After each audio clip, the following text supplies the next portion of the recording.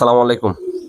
এই যে হাতে দেখতেছেন, এটা হলো লিভার টনিক, এটা হলো ভিনেগার। ভিনেগারটা মূলত অর্থে আমরা বিভিন্ন ধরনের মজলিস করলে খাবারের মধ্যে দিয়ে থাকি, সেটা গোস্ত হতে পারে। হ্যাঁ, অনেক ধরনের আচার তৈরি করতেও কিন্তু ভিনেগার ইউজ করা লাগে। তবে ভিনেগার আর লিভার টনিক কেন আজকে হাতে নিয়েছি সেটা আপনাদেরকে ব্যবহারের মাধ্যমে কথাগুলো বলতে থাকি আর আপনারা দেখতে থাকেন।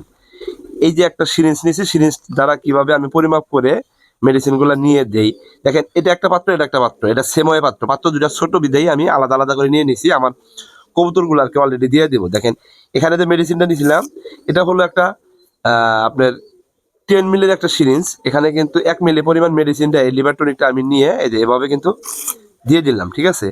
সেমলি আরো 1 মিলি পরিমাণ আমি নেব এখানে, যেহেতু 10 মিলি সিরিঞ্জ অতি অল্পতে কিন্তু 1 মিলি হয়ে যাবে। এটা কিন্তু আবার এই যে জগের ভিতরে যে পানি আছে 1 লিটার পরিমাণ, এখানেও আমি এটা দিয়ে দেবো।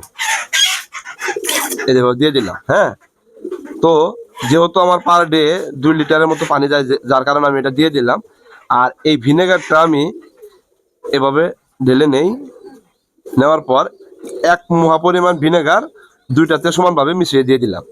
কারণ হইতেছে ভিনেগারটা একটু ঝাঁঝালো মেডিসিন, বেশি পরিমাণে দেওয়া যাবে না, যেহেতু এই সিপিটা হলো একটা আমার কাছে ব্যবহার করতে করতে পরিমাপ হয়ে গেছে, যার কারণে আমি এইভাবে দিয়ে দিলাম। দিয়ে দেওয়ার পর আমি যদি এটা রেখে দিই, হ্যাঁ, এখানে রেখে দিলাম। বাইরে কিন্তু পর্যাপ্ত পরিমাণে বৃষ্টি হচ্ছে, আর বৃষ্টি হওয়ার কারণে খামারিদের জন্য কিন্তু বিশাল একটা টেনশনফুল একটা সময়। তবে টেনশনে কিছুই নাই, আমি যেভাবে আমার খামারে আমি এগুলা প্রয়োগ করি, ব্যবহার করি, ঠিক ওইটাই আপনাদেরকে দেখানোর চেষ্টা করি, যাতে করে আপনারাও একটা জিনিস বা একটা মেডিসিন ব্যবহার করে অনেক বেশি উপকৃত হন। বিষয়টা এভাবেই হয়। এই যেভাবে আমি কি করলাম, ঝাঁকিয়ে নিলাম, পানিটা ঝাঁকিয়ে নেওয়ার পর দেন হইতেছে হলে এগুলো আমি আমার কবুতরকে দিয়ে দেবো। দেখে দেখাও, ক্যামেরাটার দিকে ঘুরে ঘুরে দেখাও। দেখেন, একেবারে প্র্যাকটিক্যালি যেভাবে আমার খামার পরিচালনা করে থাকি বা মেডিসিনগুলো ইউজ করে থাকি, সেগুলাই আপনাদেরকে দেখানোর চেষ্টা করি। হ্যাঁ, এখানে যে কবুতরগুলো রয়ে গেছে, কবুতর প্রত্যেকটা কবুতরের মালসার ভিতরে কিন্তু আপনার বাচ্চা আছে। তবে আলহামদুলিল্লাহ, বাচ্চার পাশাপাশি এরা কিন্তু পুনরায় আবার ডিম দেওয়ার জন্য প্রিপারেশন নিতেছে। বাইরে প্রচুর বৃষ্টি হইতেছে, যার কারণে এখন পর্যন্ত এদের ড্রপিং আমি পরিষ্কার করতে পারি না। পিছাও, ক্যামেরাটা পিছাও। হ্যাঁ, এই যে দেখেন, জগের পানিটা শেষ, আবার এই পানিটাও আমি কিন্তু দিয়ে দিতেছি। হ্যাঁ, এই যে পানিটা দিয়ে দিতেছি আমার প্রত্যেকটা কবুতরকে কিন্তু আমি এই যে ওষুধ মিশ্রিত পানিটা এভাবে কিন্তু দিয়ে দিতেছি।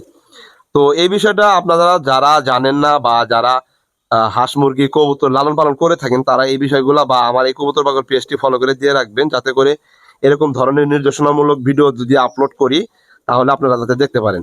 এখানে আরেকটা বিষয় একটু দেখানোর চেষ্টা করো। দেখেন, আমি কিন্তু রিসেন্টলি যে আপনাদের মুরগির যে ভিডিওটা দিছি, মুরগি যে দেখাইছি, এই মুরগিগুলো কিন্তু আমি এই একই জায়গায় রাখছি। আপনারা চাইলে কিন্তু আসলে বেকার বসে না থেকে, হ্যাঁ, কিছু একটা করতে পারেন, যাতে করে আপনার বেকারত্ব দূর হয় এবং আর্থিক সচ্ছলতা যাতে বৃদ্ধি পায়। এই ধরনের টেন্ডেন্সি নিয়ে যারা আসলে কাজ করতে চান, পিছিয়ে নাও, আমার দেখাও, পিছাও।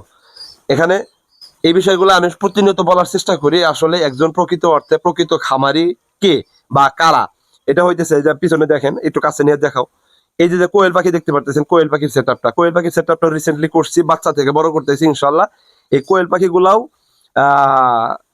এই অল্প সময়ের ভিতরে, মানে 4 থেকে 5 দিন অথবা 1 সপ্তাহের ভিতরে কিন্তু এই কোয়েল পাখিগুলো আলহামদুলিল্লাহ ডিমে চলে আসবে, আমি আশা করি। তবে এই কোয়েল পাখিগুলো আমি যেহেতু বাচ্চা বয়সে অন্যর কাছ থেকে ক্রয় করেছি, জানি না আদৌ যে কিভাবে এই পাখিগুলাকে ব্রুডিং করা হয়েছে বা কোন ম্যানেজমেন্ট দ্বারা এদেরকে বড় করা হয়েছে। তো আমার আশানুরূপ বা হোপফুলি আমি এদের কাছ থেকে খুব বেটার অপশন বা বেটার প্রোডাকশন পাবো কিনা সেটা নিয়ে আমি কনফিউজ। তবে আমি ট্রাই করব যে সর্বোচ্চ লেভেলের হাইলি একটা ম্যানেজমেন্টের মাধ্যমে এদেরকে মানে একটা বিল্ড আপ করিয়ে দেন হচ্ছে হলো এদের দ্বারা আমি যাতে প্রোডাকশনটা বের করতে পারি, সেটাই চেষ্টা করব। তবে আমি আশাফুল যে এই প্রাণীগুলা দ্বারা যে ধরনের ফিডব্যাক পাবো, যে ধরনের প্রোডাকশন পাবো, মানে ডিম পাবো, সেই ডিমটা আমার যেহেতু দুইটা ম্যানুয়াল ইনকিউবেটর মেশিন রয়েছে, ওই মেশিনের মাধ্যমে আমি বাচ্চা ফুটাবো, বাচ্চা হ্যাচিং করাবো। এইটা হলো আমার লক্ষ্য বা আমার একটা ড্রিম বলতে পারেন। তো এই যে একটা ক্যাটাগরি নিয়ে যে আমি একটা খামার তৈরি করছি বা একটা ম্যানেজমেন্টের মাধ্যমে খামারটা পরিচালনা করি, দেখেন, আমি আমার মুরগিগুলাকে 3 থেকে 4 দিন, মেবি আজকে যে 4 দিন হইতেছে আমি খামারে ইনপুট করছি। তো এই মুরগিগুলা 4 দিনের ভিতরে অলরেডি 3 দিনে 3টা ডিম কিন্তু অলরেডি দিয়ে দিয়েছে। এই ডিমগুলা কিন্তু মুরগির ডিম, দেশি মুরগির 100% দেশি মুরগির ডিম। তো এই যে ডিম দিয়েছে, এই ডিমগুলা আসলে আমি কিন্তু এখন পর্যন্ত নিতেছি না, কারণ হইতেছে এই মুরগিগুলা এখন পর্যন্ত আমার ফিট করা হয় নাই। এদের কৃমির ডোজ চলবে, লিভার টনিক, মাল্টিভিটামিন, ক্যালসিয়াম, হ্যাঁ, তার পাশাপাশি এদেরকে আমি জীবাণুমুক্ত করছি এবং ভ্যাকসিন কমপ্লিট করব। দেন হচ্ছে হলো এদের কাছ থেকে আমি ডিম নেব, ওই ডিমটা হলো 20 ডিম, আর ওই সেই 20 ডিম থেকে কিন্তু আমি বাচ্চা ফোটাবো। যেহেতু আমার মেশিন আছে, আমি ইতিপূর্বে বললাম যে মেশিন দ্বারা কিন্তু আমি কোয়েল পাখির ডিমের পাশাপাশি আমি এই যে দেশি মুরগির ডিমগুলো দিয়েও কিন্তু আমি বাচ্চা বের করার একটা চিন্তা ভাবনা নিয়ে কিন্তু এই পথে নামছি। যেহেতু বিগত দিনে আমি এই মুরগি পালন করছি, কবুতর পালন করে আসতেছি এবং কোয়েল পাখিও পালন করছি, কোয়েল পাখির ডিমও কিন্তু আমি আমার ম্যানুয়াল ইনকিউবেটর মেশিনে দিয়ে কিন্তু সেখান থেকে বাচ্চা বের করছি। তবে এই কথাগুলাই আপনাদেরকে বলি বা বলার চেষ্টা করি, যেহেতু আমি আমার লফটে যেভাবে কাজগুলা করি, এই যে পিস আমার এই লিটারের মধ্যে দেখেন অনেক কিন্তু পানি দেখা যাইতেছে, পানিটা হইতেছে এরকম লাগাতারে, এখন পর্যন্ত লাগাতারে প্রচন্ড পরিমাণে বৃষ্টি হচ্ছে, একদম প্রচন্ড পরিমাণে বৃষ্টি ছাড়তেছেই না। হয়তোবা দিনের কোনো একটা অংশে বৃষ্টিটা একটু ছাড়ে, দেন হইতেছে হলো আবার কিন্তু পুনরায় বৃষ্টিটা পড়ে। এই যে বৃষ্টি কন্টিনিউয়াসলি পড়তেছে, এই বৃষ্টির ভিতরে অবশ্যই আপনার খামারে বা আপনার কবুতর লফটে 100% প্রপারলি ম্যানেজমেন্ট ক্রিয়েট করাইতে হবে। দেন হচ্ছে হলো ভালো একটা প্রোডাকশন পাবেন, নচেত কিন্তু যে কোনো একটা ধকলে কিন্তু পড়তে পারেন বা যে কোনো একটা ভাইরাসের সম্মুখীন কিন্তু হতে পারেন। এই জন্য মেডিসিনগুলো যেগুলো আছে আপনারা পর্যায়ক্রমে ঘুরে ফিরে চালানোর চেষ্টা করবেন। যদি খুব ঠান্ডা পড়ে বা খুব যদি বৃষ্টি হওয়ার ভাব থাকে, তাহলে ভিটামিন, মাল্টিভিটামিন, জিঙ্ক, ক্যালসিয়াম এগুলো খাওয়াইতে পারেন। যদি একটু রোদের তাপমাত্রা বা টেম্পারেচার বেড়ে যায়, তাহলে আপনারা অ্যান্টিবায়োটিক যুক্ত যেগুলো মেডিসিন রয়ে গেছে, মাইক্রোনিট খাওয়াইতে পারেন। তারপরে পানি পিএইচটা অলওয়েজলি খাওয়ানোর চেষ্টা করবেন। এভাবে খামারটা ম্যানেজমেন্ট করবেন যাতে করে ভালো একটা প্রোডাকশন বা ভালো একটা অ্যাক্টিভিটি তাদের রাখতে পারে। তো যাই হোক, অনেক কথা বলে ফেলছি। এই যে সময়টা পাস করলাম, এই সময়ের ভিতরে যে মেসেজগুলো দেওয়ার চেষ্টা করলাম, মেসেজ অনুপাতে আপনারা আপনাদের খামারে ম্যানেজমেন্ট ক্রিয়েট করাবেন, ইনশাল্লাহ ভালো রেজাল্ট পাবেন।